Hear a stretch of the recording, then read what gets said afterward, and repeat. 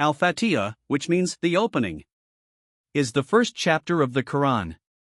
Prophet Muhammad, peace be upon him, called it the greatest chapter. It is also known as the mother of the book, because it contains the main message of the entire Quran. Every chapter that comes after it is connected to its meaning. It is also called the seven often repeated, because Muslims recite its 7 verses many times each day during their daily prayers. If we look at these 7 verses, we can divide them into 3 main parts. The first part includes verses 1 to 4, which explain who God is and describe His main qualities. The middle part is verse 5, which explains our relationship with God. The last part includes verses 6 and 7, where we ask God to guide us to the straight path. Together, these 3 parts form the core message of Al-Fatihah. Now let's look at each part more closely. The first part begins with the words, "In the name of God." This teaches us how to begin everything we do. Whether we are reading the Quran or even drinking water, we should do it in God's name and for His sake. This helps us focus our mind and remember God in all aspects of life. These verses describe God as the compassionate and the merciful.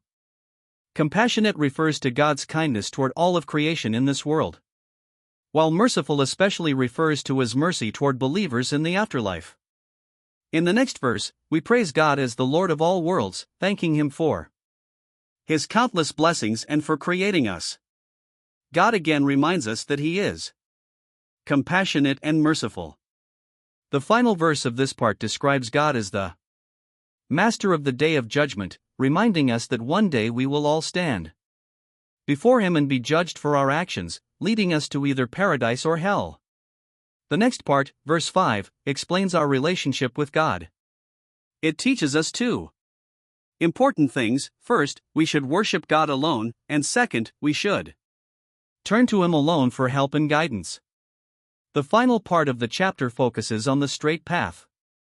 In verses 6 and 7, we ask God to guide us to the path followed by the prophets and righteous people before us, and to protect us from the path of those who earned God's anger or went astray.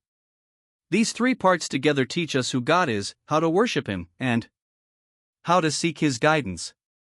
This central message of Al-Fatihah prepares us for everything that comes next in the Quran. Every chapter that follows connects back to this opening and its message. Please subscribe to our YouTube channel for more videos and content.